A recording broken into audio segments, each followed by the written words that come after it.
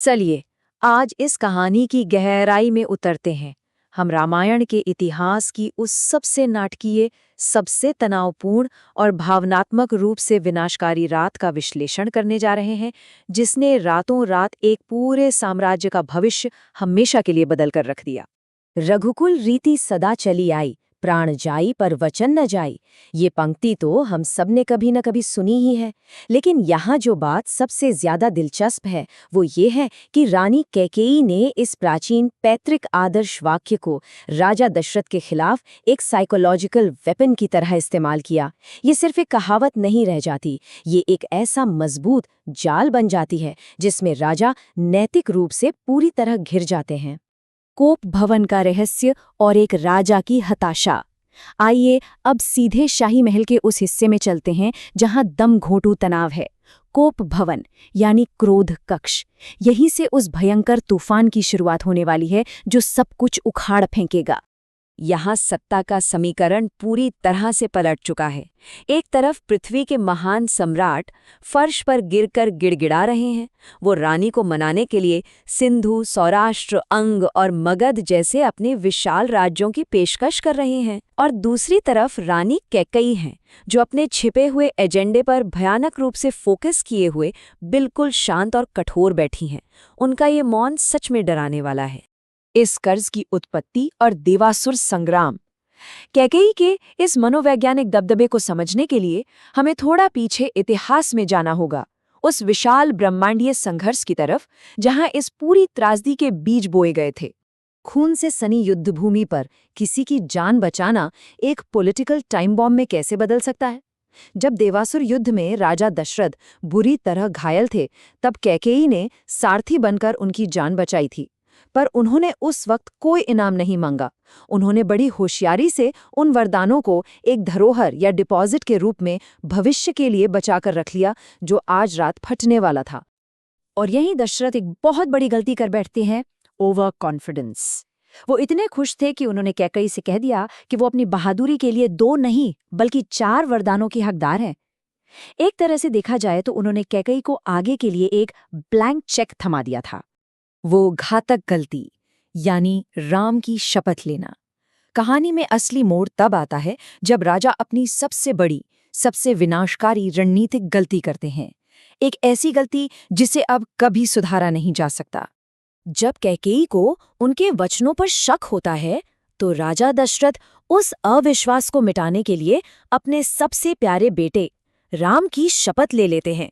वो कहते हैं, तुम्हारे लिए हम राम की शपथ लेकर कहते हैं कि जो मांगोगी इसी समय देंगे। और बस इसी एक वाक्य के साथ वो अपने ही बिछाए जाल में हमेशा के लिए फंस जाते हैं। फिर आता है कैकेयी का वो रोंगटे खड़े कर देने वाला अल्टीमेटम। वो बिल्कुल साफ कर देती हैं कि अगर आपने अपना वचन तोड़ा तो राम के राज्याभिषेक से पहले मेरी चिता जलेगी। अब राजा के पास पीछे हटने का कोई रास्ता नहीं बचा था। पीछे हटने का मतलब था महल में तुरंत मौत और तबाही। वो अकल्पनीय मांगें और वरदानों को भुनाना। राजा अब अपनी सबसे कठोर शपथ से बंध चुके हैं, और कैकेयी के पास उन पुरानी धरोहरों को, उन वरदानों को भुनाने का परफेक्ट मौका आ गया है। इन 2 छोटी सी मांगों ने दशरथ की पूरी दुनिया उजाड़ कर रख दी। ये मांगें बहुत ही ठंडे दिमाग और कैलकुलेटेड तरीके से रखी गई थीं। पहला, भरत को अभी इसी वक्त अयोध्या का राजा बनाया जाए, और दूसरा, राम को एक तपस्वी की तरह वनवास भेज दिया जाए। लेकिन इसमें जो सबसे खतरनाक डिटेल थी वो थी उस वनवास की अवधि, 14 साल। अपने सबसे प्यारे राजकुमार को 14 साल के लिए कड़ी तपस्या और वनवास में भेजना, ताकि उन्हें पॉलिटिकल सीन से पूरी तरह बाहर किया जा सके। ये कोई साधारण शर्त नहीं थी, ये एक मास्टर स्ट्रोक था।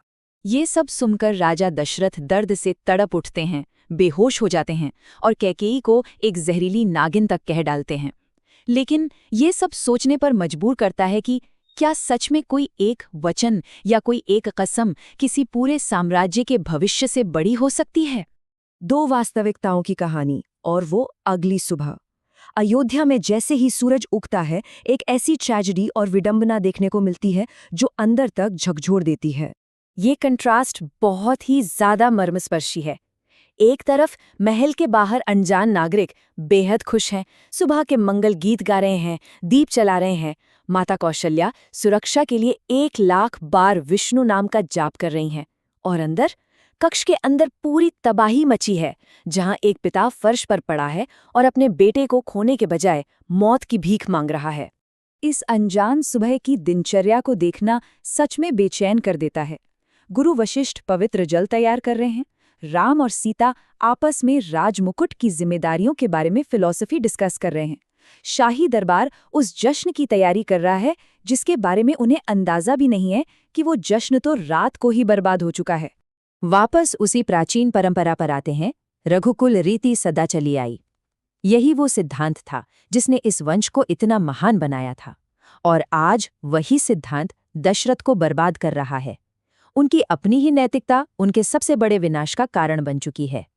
तो इस पूरे विश्लेषण से अंत में ये गहरा सवाल उठता है कि जब किसी वचन के प्रति आपकी वफादारी उन सभी चीजों को नष्ट कर दे जिनसे आप प्यार करते हैं, तो क्या वो वचन अभी भी एक सर्वोच्च गुण है या फिर एक भयंकर अभिशाप? सोचिएगा जरूर, क्योंकि सम्मान और सत्य की ऐसी कीमत चुकाना क्या सच में इसके लायक है?